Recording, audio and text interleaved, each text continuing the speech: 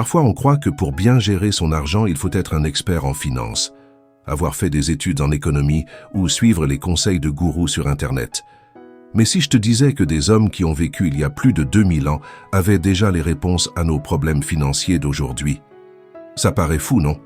Et pourtant, les stoïciens, avec leur philosophie ancrée dans la maîtrise de soi, la simplicité et la sagesse du moment présent, pourraient bien être les meilleurs conseillers budgétaires que tu n'as jamais eus. Imagine un instant qu'Épictète, ce philosophe qui était autrefois esclave, se retrouve en 2025, dans ton salon. Il regarde ton budget, ta façon de consommer, tes dettes, et te demande une seule chose. Ce que tu dépenses t'apporte-t-il la paix intérieure ou te rend-il esclave? Rien que cette question, elle remet les choses en place. Parce qu'on ne va pas se mentir. Aujourd'hui, on dépense souvent pour paraître, pas pour être. On achète pour combler des vides. On vit à crédit, non pas pour survivre, mais pour avoir plus vite ce qu'on pourrait attendre. Le problème, ce n'est pas seulement l'argent. C'est le rapport émotionnel qu'on entretient avec lui. Et c'est exactement là que le stoïcisme intervient. Les stoïciens enseignaient une chose simple, mais puissante. Ne cherche pas à contrôler ce que tu ne peux pas contrôler.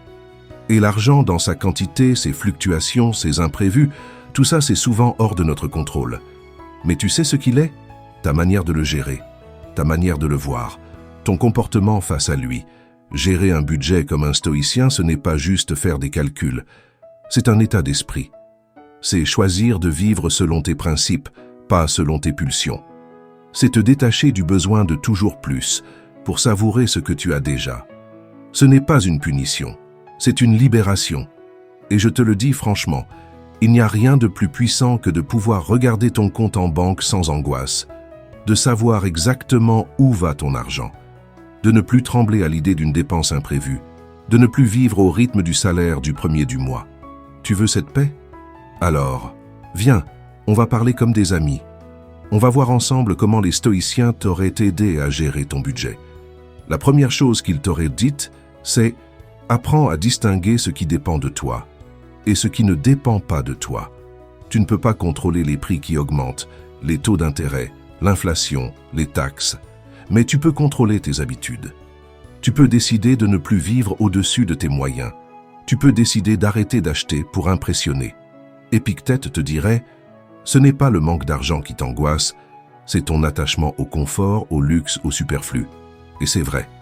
Parce qu'au fond, si on regarde honnêtement nos dépenses, une grande partie ne sert qu'à alimenter un mode de vie que l'on croit nécessaire, alors qu'il est juste imposé par la société, les réseaux, ou notre ego. Tu veux savoir ce que ferait un stoïcien avec ton budget? Il commencerait par tout poser à plat, sans jugement, juste un regard honnête. Tes revenus, tes dépenses fixes, tes abonnements, tes achats réguliers, tout. Il ne te culpabiliserait pas. Il ne te dirait pas « tu as mal fait ». Il te dirait « tu peux mieux faire, tu peux reprendre le contrôle ». Ensuite, il te demanderait « qu'est-ce qui est vraiment essentiel ?» Et tu verrais qu'en fait tu as besoin de bien moins que tu ne crois.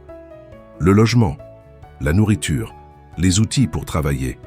Un peu de loisirs, oui, mais choisis avec conscience. Le reste, ce sont des chaînes dorées. Et tu sais ce qui est beau dans cette démarche, c'est que ce n'est pas une punition, ce n'est pas de la privation, c'est une redécouverte, c'est revenir à soi, c'est arrêter de vivre selon les autres pour enfin vivre selon ses valeurs. Marc Aurèle, l'empereur philosophe, disait « La richesse consiste bien plus dans la réduction des désirs que dans l'augmentation des biens ». Ce que ça veut dire, c'est qu'en apprenant à désirer moins, tu deviens instantanément plus riche. Et ça, c'est quelque chose que même les banques ne peuvent pas t'offrir.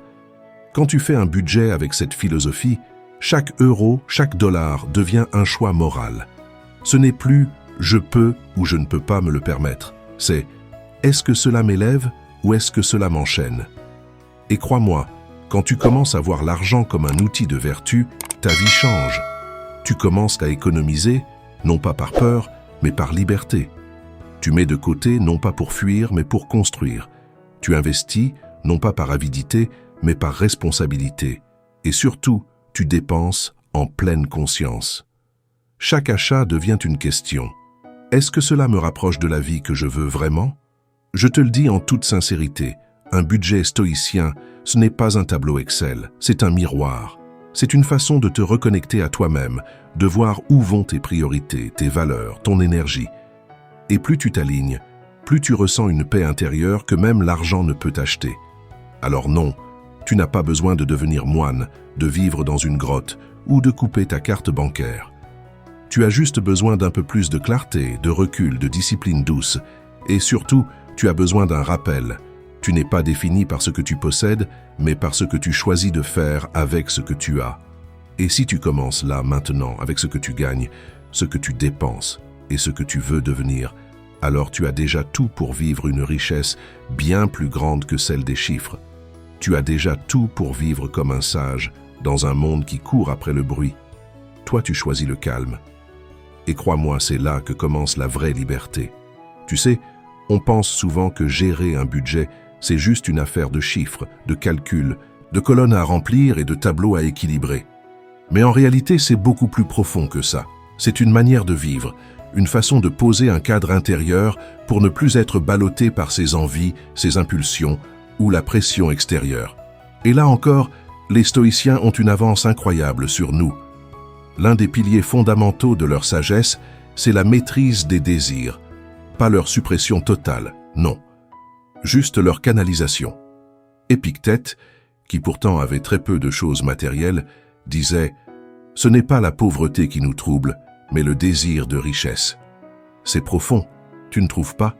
Ce qu'il veut dire par là, c'est que ce n'est pas le manque d'argent qui rend malheureux, mais l'attachement à ce qu'on pense devoir avoir. Dans notre quotidien, ça se traduit par ces moments où l'on achète pour compenser. Une mauvaise journée, on commande en ligne. Une frustration, on se fait un petit plaisir. Mais à force d'acheter des plaisirs passagers, on construit des dettes durables. Et ce n'est pas seulement sur notre compte en banque que ça pèse, c'est dans notre esprit. Alors, la première chose que ferait un stoïcien moderne, c'est d'apprendre à regarder ses désirs avec lucidité. Pourquoi est-ce que je veux cet objet? Est-ce que c'est un besoin réel? Ou est-ce que je cherche juste à me distraire de quelque chose que je refuse d'affronter? C'est une question simple, mais qui change tout. Tu verras qu'en ralentissant, en prenant le temps de différer un achat, même de 24 heures, beaucoup de besoins urgents s'évaporent. Et c'est là que commence la liberté. Quand ce n'est plus ton envie du moment qui te gouverne, mais ta vision long terme. Un autre principe fort des stoïciens, c'est celui de vivre selon la vertu, pas selon le confort. Pour Sénèque, la vraie richesse, ce n'est pas de posséder beaucoup, mais de savoir se contenter de peu. Et c'est difficile à entendre dans notre société où la réussite est souvent mesurée par la taille de la maison, le modèle de voiture ou la fréquence des voyages. Mais si tu regardes bien, beaucoup de ceux qui ont tout extérieurement sont aussi ceux qui ont le plus peur de tout perdre, parce qu'ils ont bâti leur sécurité sur des choses instables, alors qu'un stoïcien, lui, bâtit sa sérénité sur ce qu'il peut toujours maîtriser. Ses choix, ses valeurs, son attitude. C'est pour ça que dans un budget inspiré par le stoïcisme, tu ne vas pas juste chercher à faire des économies. Tu vas chercher à aligner ton argent avec tes principes. Tu dépenses pour nourrir ce qui t'élève. Tu écartes ce qui te vide. Et parfois, ça veut dire refuser un achat, même si tu peux te le permettre, parce que tu sais que ce n'est pas ce dont tu as vraiment besoin. Et puis, il y a un autre concept que j'aime profondément dans le stoïcisme, l'indifférence aux choses extérieures. Alors attention, indifférence ici ne veut pas dire « je m'en fiche ». Ça veut dire « je ne fonde pas ma paix intérieure sur quelque chose d'extérieur à moi ». Autrement dit, ma valeur, ma joie, ma stabilité ne dépendent pas de mon compte en banque. Et ça, c'est un vrai retournement de perspective. Parce qu'on nous a appris à chercher la sécurité dans l'argent. Mais l'argent peut fuir, il peut chuter, il peut être volé, perdre de sa valeur. Alors quoi? Si demain tout disparaît, tu perds aussi ton identité? Non, si tu vis en accord avec tes principes, alors tu peux tout perdre matériellement, sans jamais perdre ton intégrité. C'est pour ça que les stoïciens pratiquaient régulièrement la préméditation des pertes. Tu sais ce que c'est? C'est l'idée de se préparer mentalement à tout perdre, pour ne jamais être pris de panique si cela arrive. Marc Aurèle, dans ses pensées, disait qu'il faut chaque matin imaginer que les gens qu'on aime pourraient nous contrarier, que des mauvaises nouvelles pourraient arriver, que la fortune pourrait tourner. Non pas pour devenir pessimiste, mais pour devenir inébranlable. Alors, dans la gestion de ton budget, ça veut dire quoi? Ça veut dire prévoir les imprévus, constituer un fonds d'urgence, accepter que des mois soient moins bons que d'autres, anticiper au lieu de paniquer, et surtout, relativiser. Tu as perdu un contrat, tu as une dépense inattendue, tu te dis « je l'avais envisagé, j'ai de quoi y faire face ». Ce n'est pas agréable, mais ce n'est pas une tragédie. Tu vois, un budget stoïcien, c'est comme un jardin. Tu n'as pas juste besoin de clôture pour te protéger. Tu as besoin de lumière, de patience et surtout d'un soin régulier. Chaque dépense que tu fais, chaque choix que tu poses avec ton argent, c'est une graine. Et tôt ou tard, ça pousse. Soit en abondance, soit en chaos. Alors imagine maintenant que tu t'installes, un soir, avec ton carnet. Tu regardes ton mois passé. Tu notes tes dépenses. Pas pour te juger, mais pour apprendre. Tu te demandes « qu'est-ce qui m'a vraiment apporté de la joie ? Qu'est-ce qui n'était qu'une réaction ? Qu'est-ce que je referais ? Et qu'est-ce que je ne referais plus ?» C'est ça, vivre son budget en stoïcien. C'est faire de son argent un miroir de sa sagesse. Et c'est ça qui est beau, tu vois. Parce que ce n'est pas une méthode rigide. Ce n'est pas une dictature du contrôle. C'est une discipline douce. C'est un compagnonnage. Tu marches avec toi-même et avec ton argent, pas contre lui. Et si tu rates une fois, si tu fais un écart, si tu craques sur une dépense inutile, tu ne te frappes pas. Tu ne te dis pas que tu es nul. Tu fais comme Marc Aurèle. Tu observes, tu comprends et tu reprends le chemin, toujours avec bienveillance. Parce qu'un stoïcien moderne, ce n'est pas quelqu'un de parfait. C'est quelqu'un qui progresse, qui apprend, qui se relève et qui avance un choix à la fois. Maintenant qu'on a posé les bases philosophiques d'un budget stoïcien, il est temps de passer à l'action. Parce que la sagesse, c'est bien, mais c'est dans la pratique qu'elle devient transformation. Et tu vas voir, il n'y a rien de magique ici. Juste du bon sens, un peu de rigueur et surtout, beaucoup d'honnêteté avec soi-même. On commence par la première étape, faire l'état des lieux. Tu prends une feuille ou un carnet, ou même une simple application si tu préfères. L'idée, c'est de noter noir sur blanc. Combien tu gagnes, combien tu dépenses, et surtout, où va chaque centime. Parce que souvent, on croit savoir. Mais en réalité, on sous-estime toujours les petits postes de dépenses. Le café à emporter, l'abonnement dont on ne se sert plus, les petits plaisirs répétés. C'est un peu comme les pensées dans notre tête. Ce qu'on ne voit pas clairement finit par nous contrôler. Tu peux faire ça très simplement. Colonne 1, tes revenus nets. Colonne 2, tes charges fixes, loyer, électricité, téléphone, assurance. Colonne 3, tes dépenses variables, alimentation, transport, loisirs. Et enfin, colonne 4, les fuites. Tout ce qui part sans vraiment avoir de raison valable. Et crois-moi, c'est souvent là qu'on découvre des surprises. Une fois que tu as cette carte, tu passes à l'étape 2. Prioriser selon tes valeurs, pas selon tes envies. C'est là que le stoïcisme entre en jeu de manière plus fine. Tu te demandes, qu'est-ce qui est essentiel dans ma vie? Et pas seulement essentiel pour survivre, mais essentiel pour vivre en paix. Tu fais la différence entre ce qui te nourrit profondément et ce qui ne fait que remplir le vide. Tu veux un exemple concret? Prenons le cas d'un budget de 2500 $ net par mois. Tes charges fixes prennent 1200 $. Ton alimentation et tes besoins de base, environ 400 $. Il te reste 900 $. Tu pourrais tout dépenser dans les sorties, les achats impulsifs ou des gadgets. Ou alors, tu fais un choix stoïcien. Tu mets de côté 300 $. Tu investis 200 $ dans ta formation, tes compétences, ta santé. Tu gardes 200 $ pour les imprévus. Et tu te laisses 200 $ de plaisir conscient. Et tu vis bien, mieux même, parce que tu as donné un sens à chaque billet qui quitte ton portefeuille. Ensuite, vient une règle essentielle, la pause volontaire avant chaque dépense. Les stoïciens pratiquaient une forme de discipline mentale, prendre le temps de réfléchir avant d'agir. On peut faire pareil avec l'argent. Avant d'acheter, tu respires. Tu laisses passer 24 heures. Tu poses ces questions simples. Est-ce que j'en ai besoin? Est-ce que je vais encore en ressentir le bénéfice dans une semaine? Est-ce que ça s'aligne avec la vie que je veux construire? Et si la réponse est floue, tu n'achètes pas. Parce que si c'était si essentiel, ça peut attendre. Ce petit exercice, ce n'est pas une punition. C'est une manière douce de reprendre le contrôle, de te réapproprier ton pouvoir de décision, parce que le marketing, la société, les réseaux, ils veulent décider à ta place. Ils veulent que tu réagisses. Le stoïcien, lui, agit en conscience. Et puis, il y a la question de l'épargne. Là aussi, la logique stoïcienne est puissante. Épargner, ce n'est pas avoir peur. C'est se préparer avec sagesse. Tu mets de côté non pas parce que tu anticipes un désastre, mais parce que tu veux être libre. Libre de ne pas paniquer si la voiture tombe en panne. Libre de dire non à un travail toxique. Libre de prendre une pause si la vie l'exige. Cette épargne, elle devient un symbole de ta maîtrise, un prolongement de ta tranquillité intérieure. Alors tu peux commencer petit. 10%, même 5% si c'est tout ce que tu peux. L'important, ce n'est pas le montant, c'est la régularité, c'est l'intention. Tu te dis, je prends soin de mon futur moi. Et rien que cette pensée, elle te rend plus fort. Autre point capital, prévoir l'imprévisible. Ça paraît paradoxal, mais c'est une philosophie essentielle chez les stoïciens. Ils savaient que la vie est instable, que rien n'est garanti, que tout peut basculer.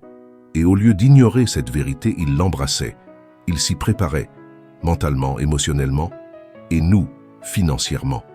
C'est pour ça qu'un budget stoïcien inclut toujours un fonds d'urgence. Ce petit matelas de sécurité qui te permet de ne pas sombrer à la moindre vague. Tu vis plus sereinement quand tu sais que tu peux encaisser les coups, pas éviter la tempête, mais y résister. Et tu sais ce qui est beau avec tout ça? C'est que petit à petit, ta relation à l'argent change. Il ne devient plus une source de stress. Il devient un outil, un prolongement de ta philosophie de vie. Tu dépenses moins pour combler et plus pour construire. Tu épargnes sans t'enfermer. Tu investis avec discernement. Et surtout, tu cultives une nouvelle forme de calme intérieur. Autre pratique stoïcienne puissante, le journal financier. Prends quelques minutes chaque semaine pour relire ton moi. Regarder tes dépenses. Pas avec jugement, avec curiosité, avec clarté. Tu te poses 3 questions. Qu'est-ce qui a été aligné avec mes valeurs? Qu'est-ce qui ne l'était pas? Et qu'est-ce que je choisis de faire autrement ce mois-ci? Ce rituel tout simple, il t'enseigne plus que n'importe quel coach en finance. Et enfin, n'oublie jamais ça. La flexibilité est une force. Les stoïciens ne t'encouragent pas à être rigide. Ils t'invitent à l'adaptation. Si ton budget bouge, si la vie t'impose des changements, tu t'ajustes. Tu ne résistes pas. Tu accompagnes. Parce que la sagesse, ce n'est pas de tout prévoir. C'est de rester calme quand les choses changent. Tu vois, en fin de compte, un budget stoïcien, c'est un acte d'amour. C'est prendre soin de soi, de son avenir, de sa liberté. Ce n'est pas une punition. Ce n'est pas un sacrifice. C'est un chemin. Et chaque mois, chaque jour, chaque choix, tu peux décider de marcher un peu plus loin sur ce chemin-là. Et tu verras, au bout d'un moment, l'argent ne sera plus une source d'anxiété. Il ne sera plus ton maître. Il deviendra ton serviteur, un allié, un compagnon de route. Et tu n'auras plus besoin d'en avoir beaucoup pour te sentir riche. Tu le seras, parce que tu auras appris à le gérer, à l'aimer sans l'adorer, à l'utiliser sans t'y attacher. Et c'est peut-être ça, la plus belle leçon des stoïciens. Ce n'est pas l'argent qui te rend libre, c'est la manière dont tu le vis. Imagine maintenant 3 vies différentes, 3 parcours, 3 tempéraments, mais une même volonté, retrouver la paix intérieure grâce à une gestion stoïque de l'argent. Le premier, c'est Samir, 39 ans, marié, 2 enfants. Il vit à Montréal, travaille dans la maintenance industrielle. Son salaire est correct, mais entre l'hypothèque, les enfants, les frais courants, il termine souvent le mois à 0, voire en négatif. Ce n'est pas qu'il dépense n'importe comment. C'est juste qu'il vit au rythme du stress. Dès qu'il a un petit extra, il compense. Un resto rapide pour souffler, un cadeau aux enfants pour se racheter de ne pas être assez présent. Une nouvelle montre pour se rappeler qu'il vaut encore quelque chose. Mais voilà. Un jour, après un épisode de burn-out léger, Samir tombe par hasard sur une vidéo parlant de stoïcisme et d'argent. Ça l'intrigue. Il commence à lire. Épictète, Marc Aurèle. Il ne comprend pas tout, mais une phrase le frappe en plein cœur. Ce n'est pas ce qui t'arrive qui te trouble, mais ce que tu penses de ce qui t'arrive. Alors il fait une pause. Il regarde son budget, il prend un carnet, il note, et il se rend compte qu'il n'a jamais réfléchi à ce que l'argent représente pour lui. Culpabilité, compensation, fuite. Il en parle à sa femme. Ensemble, ils décident de simplifier. Moins de commandes de repas, une enveloppe plaisir fixée chaque mois, un moment hebdomadaire pour faire les comptes en couple, non pas comme un devoir, mais comme un moment de recentrage. Et pour la première fois depuis des années, Samir sent qu'il respire. Il n'a pas plus d'argent, mais il en a moins honte. Et surtout, il en a moins peur.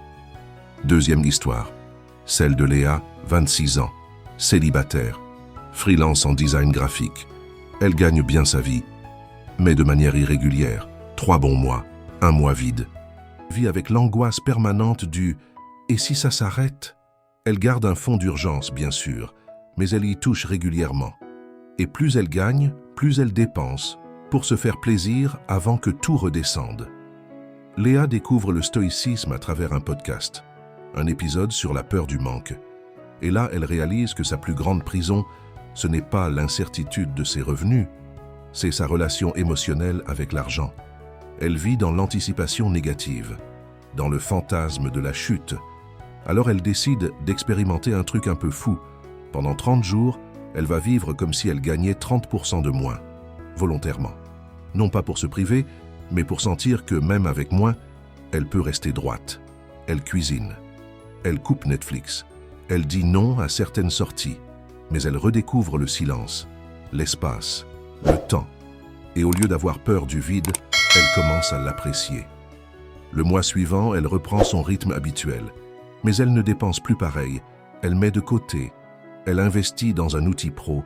Et surtout, elle se dit « Même si demain tout s'arrête, je ne suis pas fini.